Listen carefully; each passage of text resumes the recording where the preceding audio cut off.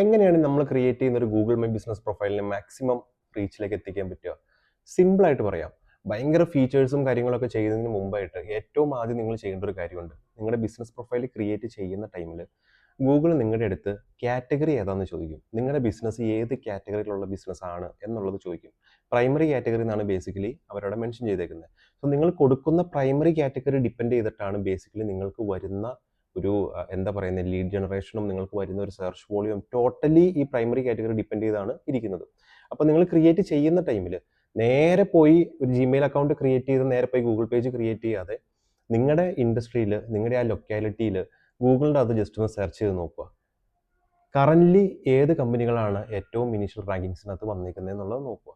അവർ ഏത് കാറ്റഗറിയിലാണ് business list ചെയ്തേക്കുന്നത് എന്നുള്ളത് പഠിക്കുക. ഒരു ഇനീഷ്യൽ 10 റാങ്കിങ് എങ്കിലും നിങ്ങൾ എടുക്കുക. എന്നിട്ട് അത് വെച്ചിട്ട് നിങ്ങളൊന്ന് നോക്കുക. സോ നിങ്ങളുടെ മുമ്പിൽ കാണുന്ന ഈ ഇനീഷ്യൽ 10 റാങ്കിങ് ഉള്ള ബിസിനസ്സുകളുണ്ടല്ലോ, അവർ ലിസ്റ്റ് ചെയ്തേക്കുന്ന പ്രൈമറി കാറ്റഗറി ഏതാണ്, മജോറിറ്റി ബിസിനസ്സുകളും ഓപ്റ്റ് ചെയ്തേക്കുന്ന പ്രൈമറി കാറ്റഗറി ഏതാണ് എന്നുള്ളത് നോക്കിയിട്ട് നിങ്ങൾ പ്രൊഫൈൽ ക്രിയേറ്റ് ചെയ്യുന്ന ടൈമിൽ തന്നെ ആ കാറ്റഗറിയിൽ വേണം ബിസിനസ് ലിസ്റ്റ് ചെയ്യാനായിട്ട്. ബാക്കി കീവേഡ്സ് ആഡ് ചെയ്യുന്ന കാര്യങ്ങളെല്ലാം സെക്കൻഡറി ആയിട്ട് വരുന്ന കാര്യങ്ങളാണ്.